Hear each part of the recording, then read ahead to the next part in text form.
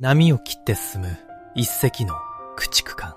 その名を神風という。 AI で当時の色を蘇らせてみる。大正の終わり、日本海軍が作った9隻の駆逐艦。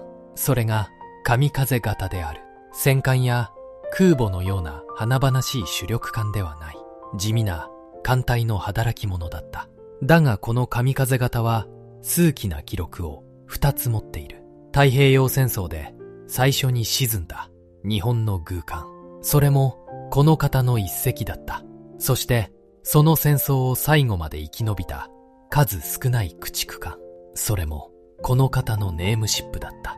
最初の犠牲と最後の生き残り、その両方を生んだのがこの神風型なのだ。今日はその9隻の生涯を一隻ずつカラー化した写真とともに辿ってみよう。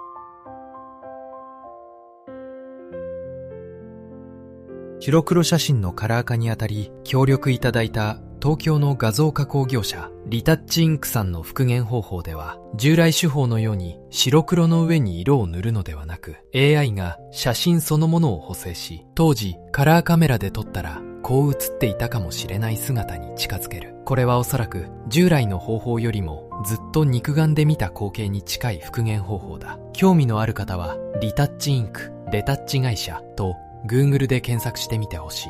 並んで写る神風型の駆逐艦たち。神風型が生まれたのは大正11年1922年から。一つ前の峰風型を改良した方だった。主砲は12センチ砲を4門、魚雷は6車線、速力は37ノット。当時としては高速で卒のない堅実な艦隊型駆逐艦だった。こうして9隻が次々と建造された。派手さはない。だが艦隊にとってはこうした数の駆逐艦こそがなくてはならない存在だった。戦艦の盾となり、敵に魚雷を放ち、輸送を守る。神風型はその地味で過酷な役目を一身に背負うことになる。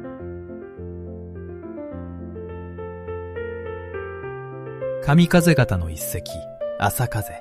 実は神風型は生まれた時名前を持っていなかった。第一駆逐艦、第三駆逐艦というように番号で呼ばれていたのだ。転機は昭和3年1928年、9隻にようやく名前が与えられる。神風、朝風、春風、松風、旗風、おいて、はやて、朝なに、夕なに、すべて風にちなむ名前だった。日本の駆逐艦はこの頃から風や月や天候の名を持つようになる。小さな艦にも詩のような名を与える。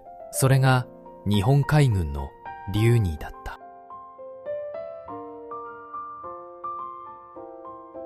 神風型の一隻、はやて。昭和16年12月8日、太平洋戦争が始まる。真珠湾攻撃に世界が沸いた。その頃はやては太平洋の孤島ウェーク島の攻略に向かっていた。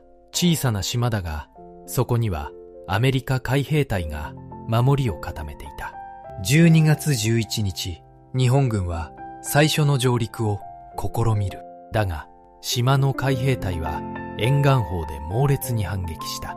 上陸を援護しようと近づいたハヤテに、その砲弾が直撃する。弾薬庫が誘爆したハヤテは一瞬で轟沈した。実はウェーク島のこの戦いは太平洋戦争でただ一度きりのことだった。上陸作戦が陸の砲台に撃退された戦いである。快進撃を続ける日本軍にとって痛恨の一日。そしてその犠牲の先頭に開戦わずか3日のハヤテがいた。ハヤテは太平洋戦争で日本が最初に失った軍艦となったのである。神風型の一隻、夕なぎ。だが神風型にも栄光の瞬間があった。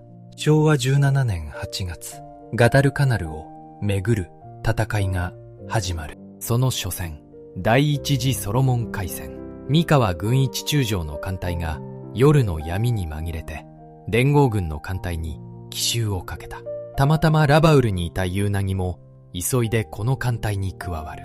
日本の巡洋艦と駆逐艦は酸素魚雷と砲撃で敵を次々とほふっていく。この一夜で連合軍は重巡洋艦4隻を失った。日本海軍の野戦の強さを世界に見せつけた大勝利だった。夕凪もその勝利の一翼を担ったのだ。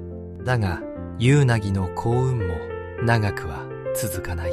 昭和19年8月、ルソン島の沖で米潜水艦ピクーダの魚雷を受け、夕凪は沈んだ。およそ70名の乗員ととも。神風型の一隻、おいて、ハテを失っても神風型の戦いは続いた。姉妹艦のおいては南洋の一大拠点、トラック島を守っていた。だが、昭和19年2月、そのトラック島にアメリカの機動部隊が大空襲をかける。日本の拠点はわずか1日で壊滅した。その空襲で艦尾を吹き飛ばされ、沈んでいくおいて。おいては沈んだ。別の巡洋艦の乗員を救助した直後だった。助けた人々を乗せたまま、おいては沈み、多くの命が失われた。小さな駆逐艦の最後はいつもこうした過酷な現実の中にあった。神風型の一隻、朝凪。朝凪は開戦時、ウェーク島の攻略作戦に参加した。だがその後は、南洋への輸送と船団の護衛に明け暮れる。昭和17年7月、朝凪は一人の陸軍参謀を乗せ、ニューニニアのブナへ向かっていた。その参謀の名は辻正信。道中、連合軍の爆撃機に襲われ、朝凪の船体には250を超える穴が開いた。辻参謀も負傷するほどの大損害。それでも朝凪は沈まず、修理を受けてまた戦列に戻った。だが、昭和19年5月22日、小笠原の父島沖、船団の旗艦として進む朝凪に、アメリカの潜水艦ポラックの魚雷が命中する。老朽化した船体は、浸水を止められず、飛来からわずか20分で沈んだ。およそ30名が艦と運命を共にした。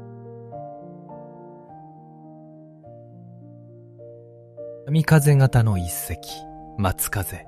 松風はフィリピン攻略からライン作戦へと各地を転戦した古参だった。そしてソロモンでは危険な強行輸送にも加わっている。昭和19年6月9日、松風は船団の旗艦として小笠原の父島沖を進んでいた。そこをアメリカの潜水艦ソードフィッシュが待ち構えていた。未明の海に放たれた魚雷が松風に命中する。松風は轟沈した。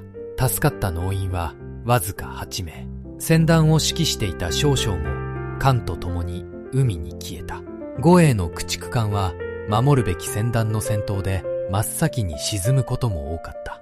松風の最後はその過酷さをそのまま物語っている。神風型の一隻、朝風。朝風は海戦から各地を駆け回った働き者だった。昭和17年3月のバタビア沖海戦では連合軍の巡洋艦を沈める戦いにも加わっている。だが戦争が進むと朝風もまた船団の護衛に明け暮れる。昭和19年8月23日、ルソン島のボリナ沖。朝風は大きな輸送船団を守っていた。そこへアメリカの潜水艦ハッドの魚雷が命中する。大破した朝風は味方の船に引かれて湾へと逃げ込もうとした。だがその途中で座礁し、その日の夜静かに転覆して沈んだ。砲術長や航海長ら多くの乗員が帰らなかった。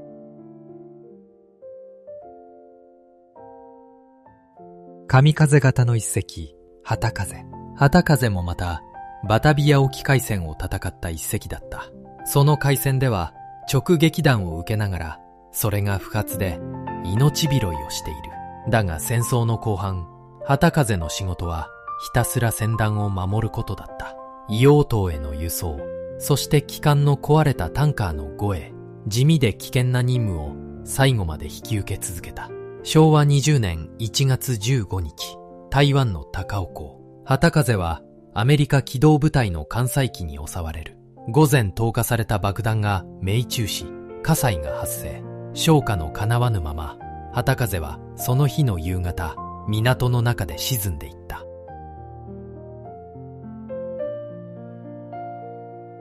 ネームシップの神風。神風の戦争は終盤に大きな山場を迎える。昭和20年5月、マラッカ海峡。神風はこの従順洋艦羽黒とともに輸送作戦に出撃していた。そこへイギリスの駆逐艦5隻が襲いかかる。羽黒は甲板に積んだ物資が邪魔で砲塔をうまく回せなかった。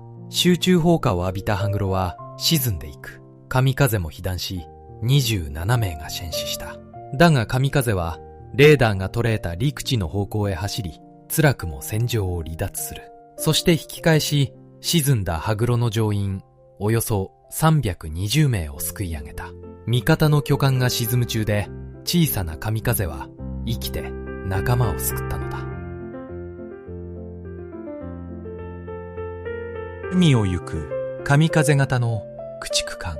神風の幸運はまだ続いた。その2ヶ月後、7月、輸送船を守っていた神風にアメリカの潜水艦ホークビルが6本の魚雷を放つ。だが神風は潜望鏡とソナーで敵を先に捉えていた。6本の魚雷をすべてかわす。20分後、さらに3本。これもかわした。そして逆に爆雷を投下して敵の潜水艦を傷つけたのである。後にその潜水艦の艦長は神風の春日艦長をこう称えた。最も熟練した駆逐艦の艦長だったと。そして昭和20年8月15日、神風はシンガポールで無事に終戦を迎える。9隻の神風型で戦争を生き延びたのはこの神風ただ一隻だった。神風型の一隻、春風。実は9隻の神風型で戦争を生き延びたのは神風だけではなかった。もう一隻、春風がいた。だが春風の生き残り方は壮絶だった。昭和17年、春風はスラバヤの沖で機雷に触れる。その爆発で艦の前半分、艦首を丸ごと失った。それでも春風は応急修理で日本へ帰り、また戦いに戻る。そして昭和19年、今度は米潜水艦の魚雷が命中。今度は艦の後ろ半分、艦尾を失った。目を失い、後ろを失い、それでも春風は沈まなかった。満身創痍の継ぎはぎだらけの船体のまま、春風は終戦まで軍艦機を翻し続けたのである。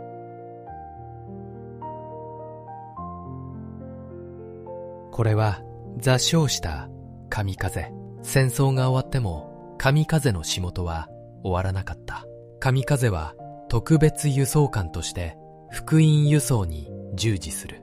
海の外に取り残された日本兵や民間人を故郷へ運ぶ役目だった。敵を鎮めるためではなく、人を家へ帰すために神風は走り続けた。そして昭和21年6月、神風は北の国後島で座礁した別の船を助けに向かう。だがその救助の最中、神風自身も岩礁に乗り上げてしまう。引き下ろしは失敗した。幾多の激戦を生き延びた神風。皮肉にも仲間を助けようとしてその生涯を終えたのである。